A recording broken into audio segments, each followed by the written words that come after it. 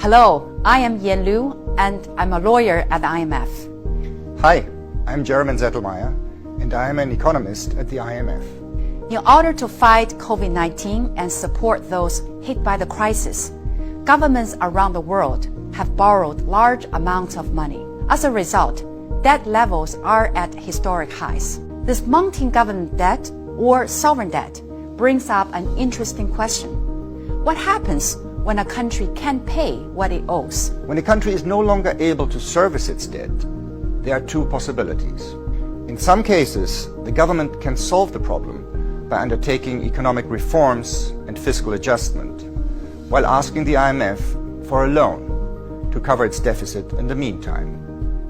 This works when the debt problem is limited or temporary. In other cases, when the needed adjustment to solve the debt problem is just not economically or politically feasible, we say that the country's debt is unsustainable. The debtor government then needs to approach its creditors and ask them to renegotiate the terms of their payments, a process called sovereign debt restructuring. What is the IMF's role in this? First, let's look at what the IMF can't do. Only the debtor government itself can decide on a debt restructuring. The IMF is not involved in the debt restructuring decision or the negotiation with creditors. Restructuring talks are very complicated. So what the IMF can do is to give the parties a place to start talks and help them overcome 5 of the biggest challenges to debt restructuring. Challenge 1, procrastination. Restructuring is painful for both the debtor and its creditors. Governments often hesitate to announce that they want to renegotiate their debt because they don't want to scare off future lenders. But economic problems only get worse the longer countries wait to address them. At some point, the country will have difficulties obtaining new market finance.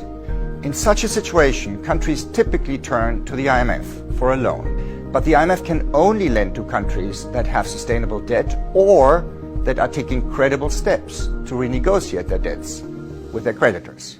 This incentivizes the debtor government to start the process of restructuring sooner rather than later. The second challenge is a country's lack of financing.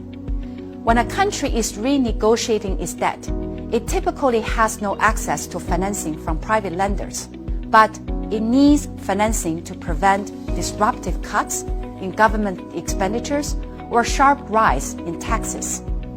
To help, the IMF can extend a loan to the government. Again, the IMF can only lend to countries addressing their debt problems.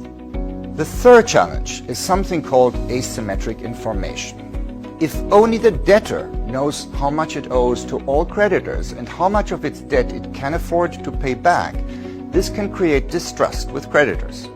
To prevent talks from becoming a poker game, the IMF helps by laying the cards on the table from the start. It carries out a thorough evaluation of the country's debt situation and the extent to which realistic policy reforms might restore the country's ability to pay its debts.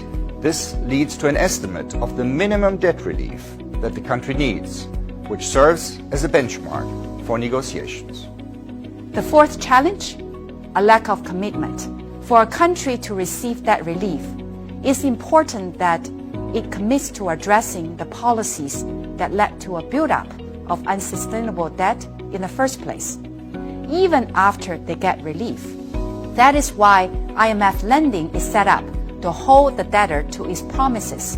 The IMF structures its loan so that it's not a lump sum upfront. Financing is paid out in tranches over time, only when the government meets specific reform milestones. The fifth challenge comes from a lack of coordination among private and sometimes public sector creditors. A government will have various creditors pursuing their own strategies in debt talks. So what happens if some of those creditors refuse a deal the others want to accept?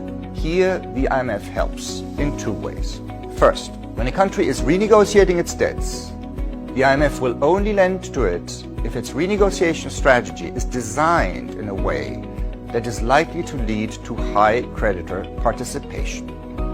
This requires careful creditor coordination. Second, the rules for when the IMF can lend require the country to negotiate in good faith with the creditors it fails to pay.